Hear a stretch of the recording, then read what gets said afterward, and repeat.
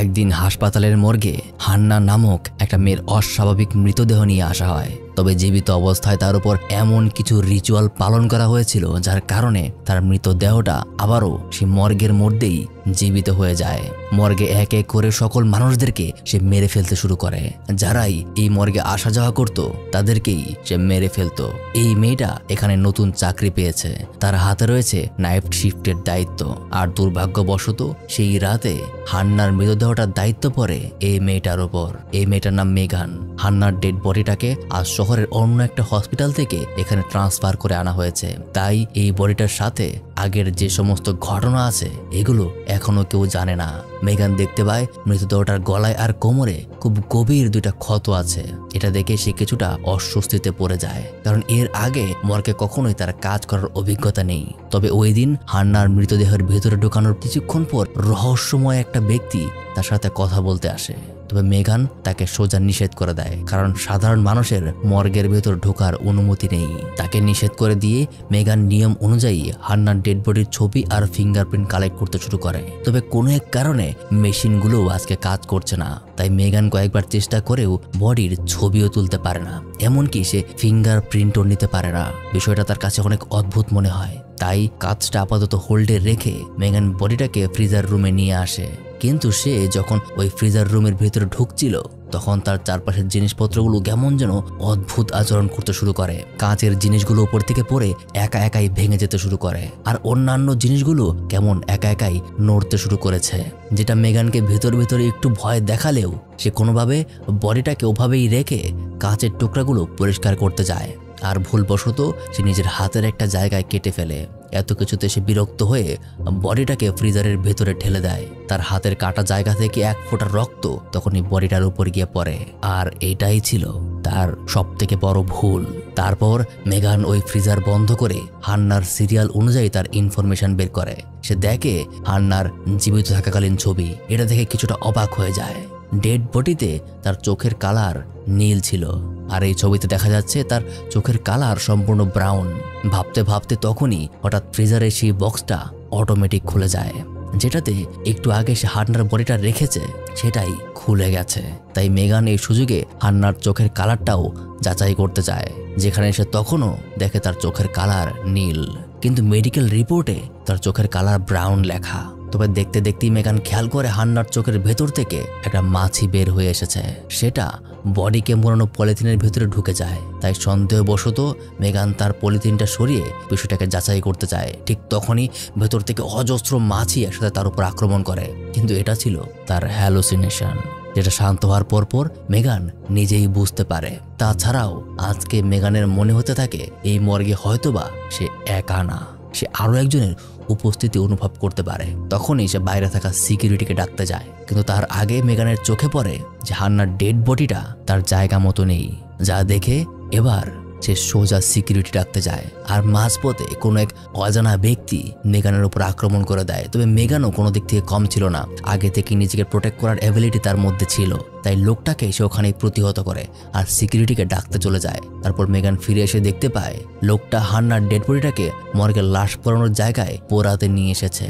কিন্তু তখনই সেখানে সিকিউরিটি অফিসাররা এসে লোকটাকে জব্দ করে নেয়। কিন্তু ওখান থেকে যাওয়ার সময় বারবার লোকটা মেগানকে বলছিল যে হান্না মরে যায়নি, সে এখনো জীবিত আছে, কিন্তু সেখানেই পুলিশ তাকে জব্দ করে নেয়। এদিকে মেগান আবারও বডিটাকে ফ্রিজার রুমে রাখতে আসে, কিন্তু সেটার চেহারা বড়ই অদ্ভুত মনে হচ্ছে।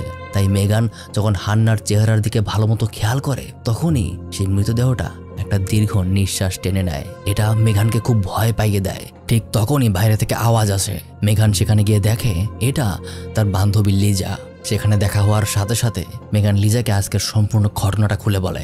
এমনকি একটু আগে হান্নার ডেড বডি যে নিঃশ্বাস নিল এটাও সে তাকে বলে, কিন্তু লিজা তাকে জানায় যে এটা সম্ভবত সে ভয় পেয়েছে, এই কারণেই উল্টাপাল্টা দেখছে। এই কারণে মেগানও আর কিছু কথা বাড়ায় না। মেগান তার বান্ধবী লিজার সাথে ওখানে ক্যান্টিনে টুকটাক কথাবার্তা আর খাবার খাওয়ার জন্য চলে যায়। আর ততক্ষণ ওই জায়গাটায় তাদের এখানকার এক জুনিয়র গার্ডটা পাহারা দেবে, তার নাম এলি। তবে এক সময় তার কানে কেমন যেন একটা অদ্ভুত আওয়াজ আসতে শুরু করে। সেই আওয়াজের পেছনে পেছনে গিয়ে সে দেখে এই আওয়াজটা রিসেন্টলি মর্গে আসা ডেড বডি হান্নার রেফ্রিজারেটরের ভেতর থেকে আসছে। সে যখন ফ্রিজারটা খুলে তখন দেখতে পায় ভেতরটা সম্পূর্ণ খালি। আর যখন ভালো মতো চেক করার জন্য ভেতরে উঁকি দেয় তখনই একটা ভয়ানক হাত তাকে ভেতরে টেনে ধরে আর তাকে ওই ফ্রিজারের ভেতরে টেনে নিয়ে যায়। এদিকে মেগান যখন ওয়াশরুমে ছিল তখন সে অনুভব করে ওয়াশরুমে সে বাদে আরও কেউ আছে। হঠাৎ তার দরজার সামনে নিচ দিয়ে একটা বল জাতীয় কিছু গড়িয়ে আসে, কিন্তু সে যখন তাকায় তখন বাইরে কেউ ছিল না। আর ভাবতে ভাবতেই হঠাৎ একটা ভয়ানক হাত এসে এই বলটাকে নিয়ে যায়, যেটা মেগানকে আরো বেশি ভয় পাইয়ে দেয়। তাই এখন এই হান্না নামক মেয়েটার ডেড বডি নিয়ে তার বেশ কৌতূহল জেগে ওঠে, কারণ এইটা মর্গে আসার পর থেকেই যত ধরনের প্যারানর্মাল অ্যাক্টিভিটিসগুলো হয়ে যাচ্ছে। তাই মেগান এই বিষয়টা নিয়ে অনলাইনে সার্চ করে আর সে জানতে পারে হান্নার এই কেসটা কোনো সাধারণ কেস না, আসলে এই মেয়েটার উপর শয়তানের আসর ছিল। এটা দেখে সে আবারও ফ্রিজার রুমে বডিটাকে পর্যবেক্ষণ করতে যায় আর সেখানে গিয়ে দেখতে পায় শরীর থেকে অনেকগুলো ক্ষত অটোমেটিক রিকভার হয়ে গেছে। যেখানে সে ফার্স্ট টাইম দেখেছিল সে ডেড বডির কোমরে বিশাল একটা ক্ষত ছিল আর এখন এই জায়গাটা সম্পূর্ণ ঠিক হয়ে গেছে। এটা তো কোনোভাবেই সম্ভব না, যার কারণে মেগান সোজা একজন সিনিয়র সিকিউরিটি অফিসারের সাথে দেখা করে আর ওখানকার সিকিউরিটি ক্যামেরা চেক করার অনুমতি চায়। আর তারপরে মেগান যখন সিকিউরিটি ক্যামেরায় কিছুক্ষণ আগের ফুটেজ চেক করতে শুরু করে তখন সে ক্যামেরায় খুব অদ্ভুত একটা প্রাণীর উপস্থিতি লক্ষ্য করে। এটা তাকে আরো বেশি ভয় পাইয়ে দেয়। সাথে সাথে মেগান তার বান্ধবী লিজার সাথে দেখা করে, তাকে ডেকে এনে সে সিসিটিভি ফুটেজটা দেখায়। লিজা তাকে বলে এটা কোনো কিছুর ছায়া হতে পারে অথবা ক্যামেরার কোনো গ্লিচের কারণেই এমনটা হতে পারে। লিজা আসলে কোনোভাবেই তার কথা বিশ্বাস করতে চাইছে না, এই বলে ওখান থেকে সে চলে যায়। তবে বাইরে লিজা যখন সিঁড়িতে দাঁড়িয়ে স্মোক করার জন্য লাইটার বের করে তখনই ওপর থেকে তার হাতে এক ফোঁটা রক্ত এসে পড়ে। সে উপরে তাকিয়ে দেখতে পায় কেউ একজন তার দিকে তাকিয়ে আছে। দূর থেকে দেখে মনে হচ্ছে এটা সম্ভবত এলি, কিন্তু এলিকে তো একটু আগে আমরা মারা যেতে দেখলাম, অর্থাৎ এবার হয়তো লিজার পালা। লিজা উপরে গিয়ে এলিকে ডাকতে থাকে আর যখন এলি তার সামনে চলে আসে তখন তাকে দেখে কোনো জীবিত মানুষ মনে হচ্ছে না, মনে হচ্ছে জলজ্যান্ত এক নরপিশাচ। ঠিক তখনই নিচে থেকে বের হয়ে আসে হান্নার সেই ডেড বডি আর সেটা লিজাকে তাড়া করতে শুরু করে। যেখানে তাড়াহুড়ো আর ভয়ের কারণে লিজা সোজা সিঁড়ি বেয়ে উপরে উঠে যেতে শুরু করে আর এক সময় সোজা পৌঁছে যায় হাসপাতালের ছাদে। দুর্ভাগ্যবশত হান্না তাকে তাড়া করতে করতে ওখানেও চলে আসে আর লিজাকে ওখানেই মেরে ফেলে, যেটা সম্পর্কে এখনো বিল্ডিং এর কর্তৃপক্ষ কিছুই জানে না। ওই রাতে আবারও মর্গে একটা নতুন ডেড বডি আসে, আবারও সেই দিনের লোকই বডিটা নিয়ে এসেছে। কিন্তু আজকে যখন সে আবার ফেরত চলে যেতে ধরে তখন মনে হয় তার চাকার নিচে কিছু একটা পড়ে গেছে। এই গাড়ি থেকে বের হয়ে গাড়ির নিচে খুঁজতে শুরু করে কিন্তু কোনো কিছুই খুঁজে পায় না। কিন্তু হয়তোবা তার ভাগ্যটাই আজকে খারাপ। হান্না ওখানে চলে আসে আর লোকটার গলা চেপে তাকে মেরে ফেলে। পাশাপাশি এদিকে মেগান আবারও সেই সিসিটিভি ক্যামেরা চেক করছিল, যেখানে কিছুক্ষণ আগের ফুটেজে সে বড়ই অদ্ভুতভাবে হান্নাকে চলাফেরা করতে দেখতে পায়। সে লিফট ব্যবহার করে নিচে নেমেছিল আর এই দেখে সে যখন হাসপাতালের নিচে নেমে আসে তখন সেখানে মেগান ডেড বডি নিয়ে আসা লোকটার খুব বাজে একটা অ্যাক্সিডেন্ট দেখতে পায়, কিন্তু আসলে সে হান্নার শিকার হয়েছিল। এবার মেগান অল্প অল্প করে বুঝতে পারছে। সে দ্রুত পুলিশের কাছে কল করে, কিন্তু সাথে সাথেই কে যেন তার মুখটা চেপে ধরে আর ওখানেই তাকে গান পয়েন্টে নিয়ে লোকটা হান্নার ডেড বডিকে উদ্ধার করে। আর গল্পের এই পর্যায়ে এসে জানা যায় এই লোকটা হলো হান্নার বাবা। সে মেগানের উপর রেগে আছে। মেগানের হাতে একটা কেটে যাওয়া ক্ষত রয়েছে। সে মেগানকে বারবার জিজ্ঞাসা করে তুমি কেন এমনটা করলে, কিন্তু মেগান কোনো কিছু বুঝতে পারে না। আসলে গল্পের শুরুর দিকে আমরা যেমনটা দেখেছিলাম ডেড বডিটাকে ফ্রিজে ঢোকানোর সময় মেগানের হাত থেকে এক ফোঁটা রক্ত গিয়ে ডেড বডির উপর পড়েছিল আর সেটাই হয়েছিল সমস্যার মূল সূত্রপাত। এতদিন পর্যন্ত যেই মর্গে ডেড বডি ছিল সেখানে টুকটাক সমস্যা হলেও কেউ কখনো মারা যায়নি, কিন্তু তখন মেগানের রক্ত পেয়ে হান্নার ডেড বডি আবারও জীবিত হয়ে উঠেছে। সে ভিন্ন ভিন্ন মানুষদেরকে মেরে নিজের অস্তিত্বকে আরও শক্তিশালী করছে। তখন মেগান তাকে বোঝায় এই ব্যাপারে সে কোনো কিছুই জানতো না। আর তার প্রশ্ন হলো হান্নার বাবা কেন তার মেয়ের ডেড বডিকে আগুনে পোড়াতে চাইছে, কি এমন হয়েছিল হান্নার সাথে, যেখানে এই প্রশ্নের উত্তরেই আমরা মূল রহস্য জানতে পারবো। ঘটনা শুরু হয়েছিল আজ থেকে আরো 5 মাস আগে। হান্নার উপর একটা খুবই শক্তিশালী শয়তানের নজর পড়েছিল। কোনো এক কারণবশত সেই শয়তান পরবর্তীতে হান্নাকে নিজের বশীভূত করে ফেলে, যাতে করে সে নিজের মেয়েকে ধীরে ধীরে হারাতে শুরু করেছিল। হান্নার মধ্যে তখন আর হান্না ছিল না, বরং ছিল একটা শয়তান, যেটা তাকে নিয়ন্ত্রণ করতে শুরু করেছিল। যা বুঝতে পেরে তাদের এক ফাদার হান্নার উপর একটা রিচুয়াল পালন করতে শুরু করে। কিন্তু ততদিনে হান্নার মধ্যে থাকা শয়তান 4-5 জন মানুষের মৃত্যুর কারণ হয়ে গেছে। যদি এই শয়তান হান্নাকে পুরোপুরি নিজের আয়ত্তে নিয়ে নেয়, তাহলে প্রথমত এক বাবা তার মেয়েকে হারাবে, আর দ্বিতীয়ত শয়তান বাইরের দুনিয়াতেও তার প্রভাব বিস্তার করতে শুরু করবে। তাদের রিচুয়ালটা খুব ভালোভাবেই আগাচ্ছিল। হান্নার মধ্যে থেকে সেই শয়তানের প্রভাবটাও ধীরে ধীরে কমে যাচ্ছিল।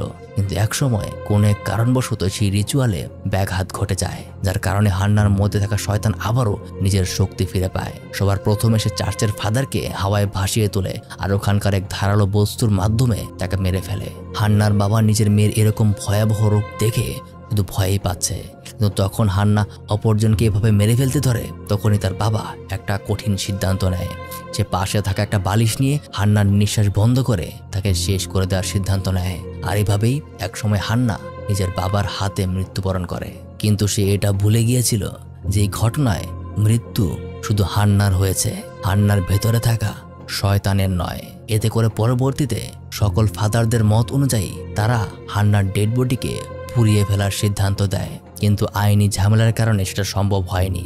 আর এই কারণেই আজ ঘটনা এখন এই পর্যায়ে। এখন যত দ্রুত সম্ভব হান্নার এই বডিকে পুড়িয়ে ফেলতে হবে, কারণ একের পর এক মানুষ মেরে এখন হান্নার ডেড বডি নিজেকে রিকভার করছে। পুরোপুরি রিকভারির আগেই তাকে পুড়িয়ে ফেলতে হবে।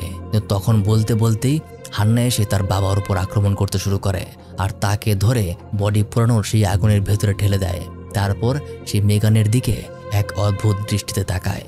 মেগান ভয় পেয়ে ওখান থেকে পালিয়ে যায়। কিন্তু প্রশ্ন জাগতে পারে যে গল্পের শুরু থেকেই এতবার সুযোগ পাওয়ার পরেও হান্না কেন মেগানকে কিছু করলো না। আসলে এর পেছনে বড় একটা কারণ আছে। হান্নার মধ্যে যে শয়তানের অনুপ্রবেশ ঘটেছিল, তার আসল শক্তি ছিল মানুষের ডিপ্রেশন আর নেগেটিভ চিন্তাভাবনা, যেটা ওই সময় হান্নার মধ্যে ছিল।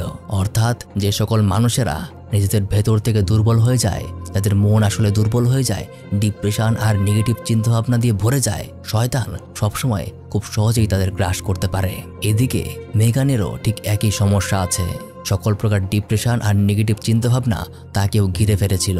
তাই শয়তান চেয়েছিল আসলে মেগানকে নিজের একটা হোস্ট তৈরি করার জন্য। মূলত এই কারণেই সে মেগানকে কিছু করেনি। সে অপেক্ষায় ছিল নিজেকে শক্তিশালী করে তারপর নিজের বডি চেঞ্জ করে সে মেগানের বডিতে চলে যাবে। আজকে সেই সুযোগটা সে পেয়ে যায়। মেগানকে এমনভাবে সে নিজের আয়ত্তে নিয়ে ফেলে যে মেগান নিজের জ্ঞান হারিয়ে ফেলে। আর যখন নিজের চোখ খুলে, তখন সে নিজেকে সেই রেফ্রিজারেটরের মধ্যে খুঁজে পায়, যেটাতে সে হান্নাকে রেখেছিল। সে তার ডান দিকে তাকিয়ে দেখে ওখানে তার বান্ধবী লিজার মরদেহ পড়ে আছে। এবার সে আরো বেশি ভয় পেয়ে যায়। ভয়ের কারণে মেগান অনেক জোরে জোরে ফ্রিজারের দরজায় ধাক্কা দিতে থাকে। আর এক সময় সে যখন বের হয়ে আসে, ততক্ষণে একজন পুলিশ অফিসার আর সিকিউরিটি অফিসারও সেখানে চলে এসেছে। কিন্তু হান্না এবার পাগল হয়ে গেছে। সে এবার নিজের অস্তিত্ব টিকিয়ে রাখতে যা ইচ্ছা তাই করতে পারে। তারা তিনজন ওখান থেকে পালাতে শুরু করে। কিন্তু রাস্তাতেই হান্না তাদের একজন সিকিউরিটি অফিসারের গলা কেটে তাকে মেরে ফেলে। আর এই মৃত্যুর পর হান্নার শরীরের শেষ ক্ষতটাও পূরণ হয়ে যায়। সেখানে যে অফিসার ছিল সে তার দিকে বন্দুক তাক করে রেখেছে, কিন্তু হান্না তার শরীরটাকে কন্ট্রোল করে ফেলতে শুরু করে। যা দেখতে পেয়ে একসময় মেগান সে অফিসারের হাত থেকে বন্দুকটা নিয়ে নেয় আর হান্নার উপর পরপর অনেকগুলো গুলি করে। আর যেহেতু এই শয়তানের অস্তিত্ব তার হোস্টের বডির উপর নির্ভরশীল, তাই কিছুক্ষণের জন্য হান্না দুর্বল হয়ে পড়ে। যে সুযোগে মেগান তার বডিটাকে সেই ডেড বডি পুরানোর জায়গায় নিয়ে আসে আর হান্নার বডিকে ওই মেশিনের ভেতরে ঠেলে দিতে থাকে। কিন্তু একদম শেষ মুহূর্তে সে আবারও জেগে ওঠে আর মেগানকে নিজের দিকে টেনে নেয়। তবে মেগান নিজের সর্বোচ্চ শক্তি দিয়ে তাকে আগুনের ভেতরে ঠেলে দেয়, যাতে করে হান্নার বডির সাথে সেই শয়তানটাও চিরতরে নিজের অস্তিত্ব হারিয়ে ফেলে। আর তারপর সেখানে পুলিশ চলে আসে আর সম্পূর্ণ জায়গা সহ যারা এখানে মৃত্যুবরণ করেছে তার ইনফরমেশন জোগাড় করতে শুরু করে। আর এভাবেই আজকের গল্পটাও শেষ হয়ে যায়। আশা করি এই ভিডিওটা আপনাদের ভালো লেগেছে। আর যদি লেগেই থাকে, এরকম আরেকটা ভিডিও ডান পাশের এখানে ক্লিক করতে দেখতে পাবেন। এত করে আপনাদের সাথে ছিলাম আমি মারুফ। আবার দেখা হবে পরের আরেকটা ভিডিওতে।